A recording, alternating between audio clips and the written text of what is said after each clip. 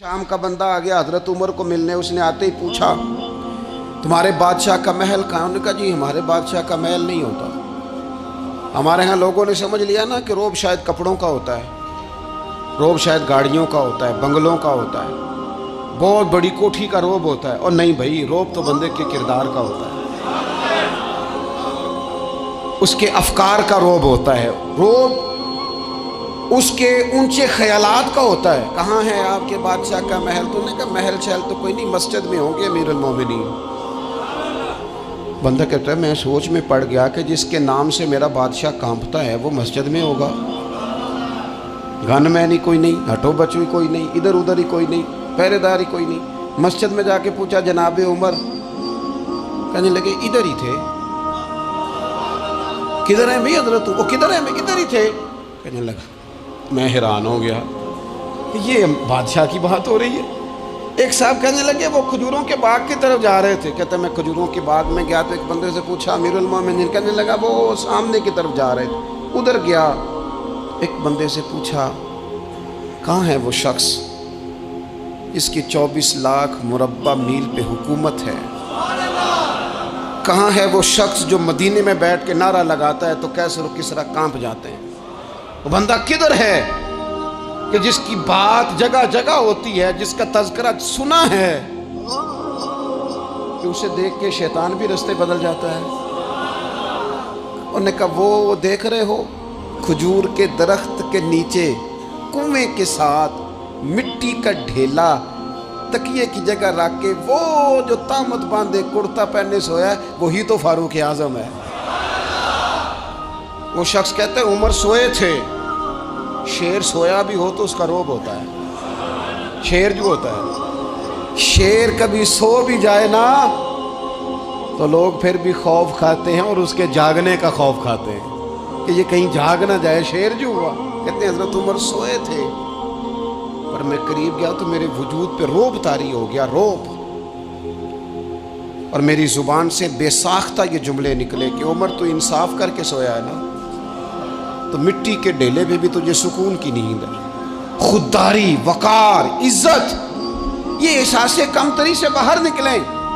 ہم نے اپنے بچوں کو مسل ڈالا ہے، وہ تسی ماڑے دے بچے ہو، تسی تو نہیں نہ آگے جا سکتے، وہ اسی غریب لوگ کا بیٹے تو فلانے کے ساتھ نہ جایا۔ ہم نے اپنے بچوں کی خواہشات تباہ کر دی، کمزور کر کے رکھ دیا، انہیں بار بار سکھایا ہم نے۔ خوددار تھا وہ باپ جس کی تھوڑی سی آمدن تھی پر وہ گرمیوں میں اپنے پتر سے کہتا تھا پتر بڑولے میں دانے ڈال دیے ہیں، تمہاری ماں نے مرتبان میں اچار ڈال دیا ہے، لو اب ساری گرمیاں پرواہ کوئی نہیں۔ وہ خوددار لوگ تھے، لیکن آج یہ دین غالب ہونے کے لیے آیا ہے، مسلمان نے غالب ہونا ہے۔ یہ تھوڑا اپنی ذات سے اٹھ کر جب سوچے گا نا، بڑی بات کرے گا، بڑی سوچ پیدا کرے گا، بڑا اس کا مزاج ہوگا، کھلا اس کا دل ہوگا، تو پھر نا یہ ذرا سر اٹھا کے جیے گا۔ قرآن مجید کی جو آیت کریمہ میں نے تلاوت کی، اللہ کریم نے فرمایا هو الذی ارسل رسولہ بالہدی ودین الحق، فرمایا وہ قادر مطلق ہے جس نے اپنے رسول کو ہدایت اور حق دے کے بھیجا ہے۔ دو چیزیں دے کے بھیجا ہے، ہدایت اور حق۔ کتاب ہدایت اور حق حضور لے کے آئے، کس لیے بھیجا ہے؟ کہ نیرا تسبیح پڑھیں اور سو جائیں، نیرا جناب عبادت کریں اور آرام کریں، نیرا جناب تلاوت کریں اور آرام کریں، نہ۔ هو الذی ارسل رسولہ بالہدی ودین الحق، وہ رب ہے جس نے اپنے نبی کو، اپنے رسول کو ہدایت اور حق دے کے بھیجا ہے۔ کیوں؟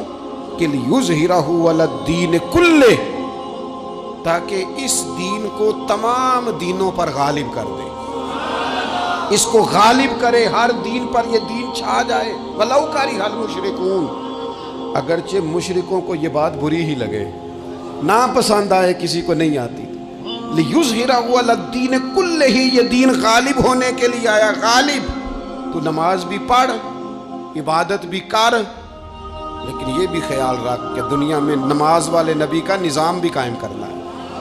تیرے پاس میری مسجد نہیں ہونی چاہیے، حکومت بھی ہونی چاہیے۔ مسلمان کے ہاتھ میں نری تسبیح نہیں ہوگی، یہ انان حکومت بھی چلائے گا، اس کے اندر خودداری ہوگی۔ حضرت عمر تہجد بھی پڑھتے تھے اور سویرے حکومت بھی کرتے تھے۔ حضرت صدیق اکبر ساری رات مدینے والے کی یاد میں رویا بھی کرتے تھے، اور صبح اٹھ کر تلوار لے کر نبی پاک علیہ السلام کی ختم نبوت کے منکروں کے خلاف جہاد بھی کیا کرتے تھے۔ جب تک اپنے مزاج میں وہ شوق نہیں پیدا ہوتا کہ دین کو غالب کرنا ہے، جد و جہد کرنی ہے، کوشش کرنی ہے، بڑا سوکھا ہے ہمارے لیے بھی آرام سے نماز پڑھیں، نفل پڑھیں، عبادت کریں، اور ویسے بھی اسے لوگ زیادہ بڑا پیر سمجھتے ہیں جس کی تسبیح زیادہ لمبی ہو۔ وہ زیادہ بڑا پیر ہوتا ہے جس کی پگڑی ذرا زیادہ بڑی ہو، جبہ تگڑا پہنے، اجرے کے اندر رہے، باہر نہ نکلے، اور اندر جائیں 2 منٹ کے لیے حضرت کی زیارت کریں، باہر آ جائیں، بات چھوٹی، وہ زیادہ پیری مریدی ہو جاتی ہے۔ پیر تو بولتا ہی نہیں۔ وہی ہے تیرے زمانے کا امام برحق، اقبال کہنے لگے وہی ہے تیرے زمانے کا امام برحق، جو تجھے حاضر و موجود سے بیزار کرے اور موت کی شکل میں دکھلا کے تجھے جلوہ یار زندگی تیرے لیے اور بھی دشوار کرے۔ تو جو تیرا جینا مشکل کر دے نا، وہ تیرے زمانے کا امام برحق ہے، تیرے لیے زندگی دشوار کر۔ یہ کیا بات ہوئی کہ ٹھیک ہے جناب آپ موج کریں جو دین غالب ہونے کے لیے آیا، دین کے مزاج میں غلبہ ہے، دین کی طبیعت میں غلبہ ہے، دیندار چھا کے وقت گزارا کرتے ہیں۔ اللہ تعالیٰ نے اس دین کے اندر وہ قرار دیا ہے، وہ وسعت دی ہے، وہ درد دیا ہے، وہ ذوق دیا ہے۔ اپنے اندر سے وہ بت توڑ ڈالے جو بت مایوسی پھیلاتے، ان جگہوں سے نکل آئیں جہاں انسان کمزور پڑتا ہے۔ اٹھ باندھ کمر کیوں ڈرتا ہے، پھر دیکھ خدا کیا کرتا ہے۔ آگے کی طرف